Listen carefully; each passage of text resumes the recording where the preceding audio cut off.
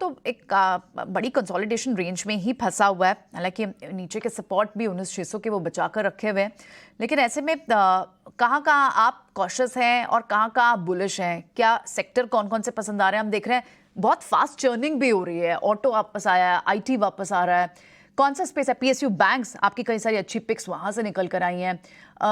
कौन से पॉकेट्स पर नजर होगी आपकी इस वक्त? Good morning. तो मॉर्निंग। प्रियंका, पहले तो 80 रुपए हो गया पीएनबी यस। ये। और दूसरी बात, auto stocks, Maruti, HCL tech, Federal Bank सब न्यू हाई पे हैं। तो निराशा किसकी है? निराशा दो शेयर की है, रिलायंस और एचडीएफसी बैंक।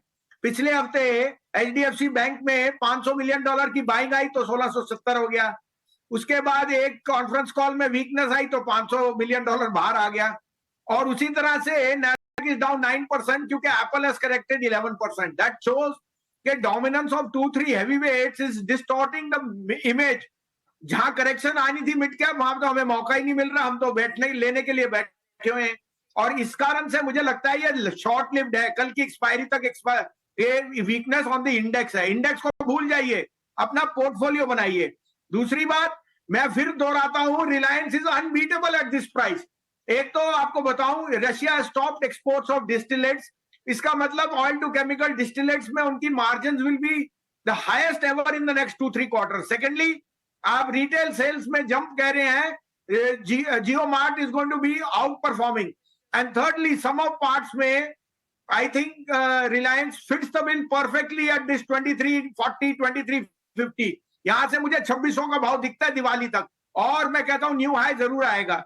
दूसरा मेरा पिक है इप्का लेबोरेटरीज। मैंने पहले भी कहा, ये जो डोमेस्टिक R&D पे गवर्नमेंट इनिशिएटिव ले रहा है, Ipca the beneficiary, it's like a multinational, it has everything under it, from API to outsourcing to so in a pharma company जो आप ढूंढते हो वो सब इप्का में है। And now with the unicorn take over, उनका domestic market share is going to be I think arguably in the top 3। तो मेरे को इप्का बहुत बुलिश है। I think 1200 rupees in the next 1 year if you are looking for an investment, Ipca is there. Third will be SBI Cards. It's a surprise stock which I have picked up in the last 3 days, and there is stock of Paytm and all, but credit card business is going to expand like nobody's business. साथ में Priyanka ji, SBI Card is now gaining market share from HDFC and Axis Bank, and I think that the valuations are very comfortable. 1000 का भाव मुझे दिखता है in HDFC, in SBI cards by Diwali, that much I can tell you. 765 का stop loss रखिए। Fourthly, it will be IGL. I think IGL will see maximum volume, और Indraprastha gas में जिस तरह से आपकी गैस प्राइसेस में फर्मनेस और वॉल्यूम्स है, it is going to be an exceptionally outperformer. तो IGL at 450 is a must have.